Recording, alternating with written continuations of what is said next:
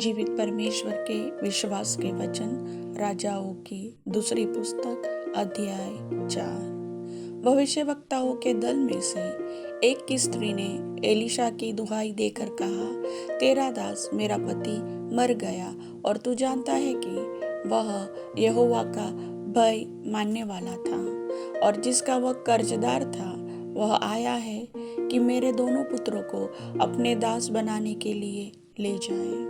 Elisha ने उससे पूछा, मैं तेरे लिए क्या करूं? मुझे बता कि तेरे घर में क्या है। उसने कहा, तेरी दासी के घर में एक हांडी तेल को छोड़ और कुछ नहीं है। उसने कहा, तू बाहर जाकर अपनी सब पड़ोसिनों से खाली बर्तन मांग ले आ और थोड़े बर्तन न लाना। फिर तू अपने बेटों समेत अपने घर में जा और द्वार बंद करके उन सब बर्तनों में तेल उंडेल देना और जो भर जाए उन्हें अलग रखना। तब वह उसके पास से चली गई और अपने बेटों समेत अपने घर जाकर द्वार बंद किया। तब वे तो उसके पास बर्तन लाते गए और वह उंडेलती गई। जब बर्तन भर गए तब उसने अपने बेटे से कहा, मेरे पास एक और भी ले आ। उसने उससे कहा, और बर्तन तो नहीं रहा। तब तेल रुक गया। तब उसने जाकर परमेश्वर के भक्त को यह बता दिया और उसने कहा, जा तेल बेचकर ऋण भर दे और जो रह जाए उससे तू अपने पुत्रों सहित अपना निर्वाह करना। फिर एक दिन की बात है कि एलिशा सुनेम को गया, जहाँ एक कुलीन स्त्री थी और उसने उसे रोटी खाने के लिए विनती करके विवश किया। अतः जब जब वह उधर से जाता तब तब वह वहाँ रोटी खाने को उतरता था। और उस स्त्री ने अपने पति से कहा, सुन, यह जो बार बार हमारे यहाँ से होकर जाया करता है वह मुझे परमेश्वर का कोई पवित्र भक्त जान पड़ता है। हम दीवार पर एक छोटी उपरोठी कोठरी बनाए और उसमें उसके लिए एक खाट, एक मेज, एक कुर्सी और एक दीवट रखे कि जब जब वह हमारे यहाँ आए तब तब उसी में टिका करे। एक दिन की बात है कि वह वहाँ जाकर उस उपरोठी कोठरी में टिका और उसी में लेट गया। और उसने अपने सेवक गेजी से कहा, उस सुनेमिन को बुला ले। उसके बुलाने से वह उसके सामने खड़ी हुई। तब उसने गेजी से कहा, इससे कहा कि तूने हमारे लिए ऐसी बड़ी चिंता की है तो तेरे लिए क्या किया जाए? क्या तेरी चर्चा राजा या प्रधान सेनापति से की जाए? उसने उत्तर दिया, मैं तो अपने ही लोगों में रहती हूँ। फिर उसने कहा, तो इसके लिए क्या किया जाए? गेजी ने उत्तर दिया, निश्चय उसके कोई लड़का नहीं और उसका पति बूढ़ा है। उसने कहा, उसको बुला ले। और जब उसने उसे बुलाया तब वह द्वार में खड़ी हुई।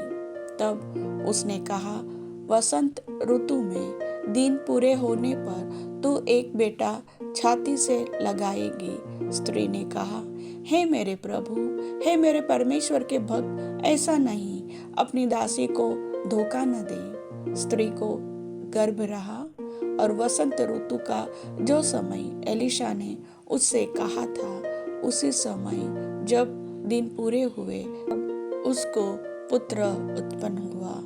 जब लड़का बड़ा हो गया तब एक दिन वह अपने पिता के पास लवने वालों के निकट निकल गया और उसने अपने पिता से कहा, आ मेरा सिर, आ मेरा सिर। तब पिता ने अपने सेवक से कहा, इसको इसकी माता के पास ले जा। वह उसे उठाकर उसकी माता के पास ले गया। फिर वह दोपहर तक उसके घुटनों पर बैठा रहा, तब मर गया। तब उसने चढ़कर उसको परमेश्वर के भक्त की खाट पर लिटा दिया और निकलकर कीवाड़ बंद किया, तब उतर गई। तब उसने अपने पति से पुकार कर कहा, मेरे पास एक सेवक और एक गदही तुरंत भेज दे कि मैं परमेश्वर के भक्त के यहाँ झटपट हो आऊं। उसने कहा, आज तू उसके यहाँ क्यों जाएगी? आज न तो नए चांद का और न विश्राम का दिन है। उसने कहा, कल्याण होगा। तब उस स्त्री ने गदही पर काठी बांधकर अपने सेवक से कहा, हाँके चल और मेरे कहे बिना हाँकने में ढिलाई न करना। तो वह चलते चलते करमेल पर्वत को परमेश्वर के भक्त के निकट पहुंची। उसे दूर से देखकर परमेश्वर के भक्त ने अपने सेवक गेहजी से कहा, देख उधर तो वह सुनेमिन है। अब उससे मिलने को दौड़ जा और उससे पूछ कि तू कुशल से है, तेरा पति भी कुशल से है और लड़का भी कुशल से है।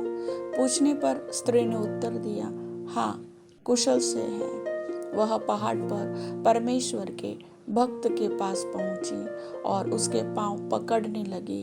तब गेहजी उसके पास गया कि उसे धक्का देकर हटाए, परंतु परमेश्वर के भक्त ने कहा, उसे छोड़ दे, उसका मन व्याकुल है। परंतु यहोवा ने मुझको नहीं बताया, छिपा ही रखा है। तब वह कहने लगी, क्या मैंने अपने प्रभु से पुत्र का वर मांगा था? क्या मैंने न कहा था मुझे धोखा न दे? तब एलीशा ने गेहजी से कहा, अपनी कमर बांध और मेरी छड़ी हाथ में लेकर चला जा। मार्ग में यदि कोई तुझे मिले तो उसका कुशल न पूछना, और कोई तेरा कुशल पूछे तो उसको उत्तर न देना, और मेरी यह छड़ी उस लड़के के मुंह पर रख देना। तब लड़के की माँ ने एलीशा से कहा, यहोवा के और तेरे जीवन की शपथ, मैं तुझे न छोड़ूंगी। तो वह उठकर उसके पीछे पीछे चला। उनसे पहले पहुंचकर गेहजी ने छड़ी को उस लड़के के मुंह पर रखा, परंतु कोई शब्द न सुन पड़ा और न उसमें कोई हरकत हुई। तब वह एलीशा से मिलने को लौट आया और उसको बता दिया, लड़का नहीं जागा। जब एलीशा घर में आया तब क्या देखा कि लड़का मरा हुआ उसकी खाट पर पड़ा है। तब उसने अकेला भीतर जाकर किवाड़ बंद किया और यहोवा से प्रार्थना की। तब वह चढ़कर लड़के पर इस रीति से लेट गया कि अपना मुंह उसके मुंह से और अपनी आंखें उसकी आंखों से और अपने हाथ उसके हाथों से मिला दिए और वह लड़के पर पसर गया। तब लड़के की देह गर्म होने लगी। वह उसे छोड़कर घर में इधर उधर टहलने लगा और फिर चढ़कर लड़के पर पसर गया।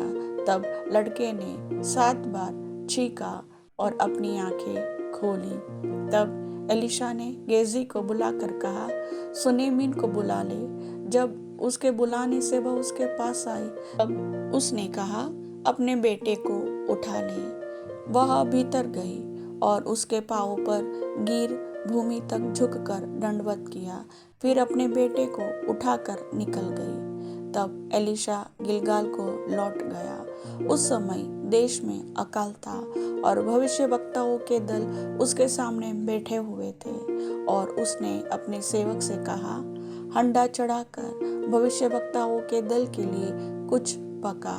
तब कोई मैदान में साग तोड़ने गया और कोई जंगली लता पाकर अपनी अंक भर जंगली फल तोड़ ले आया और फांक फांक करके पकने के लिए हंडे में डाल दिया, और वे उसको न पहचानते थे। तब उन्होंने उन मनुष्यों के खाने के लिए हंडे में से परोसा। खाते समय वे चिल्लाकर बोल उठे, हे परमेश्वर के भक्त, हंडे में जहर है, और वे उसमें से खा न सके।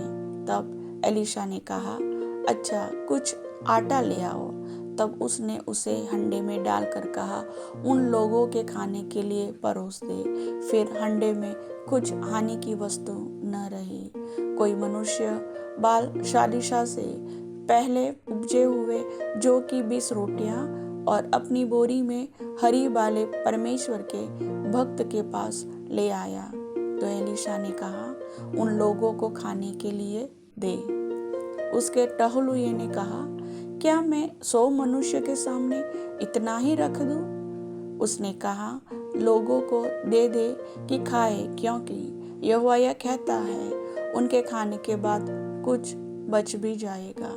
तब उसने उनके आगे रख दिया और यहोवा के वचन के अनुसार उनके खाने के बाद कुछ बच भी गया। प्रभु वचन के सुनने वाले सभी भाई बहनों को वचन का आशीष दे। आमीन।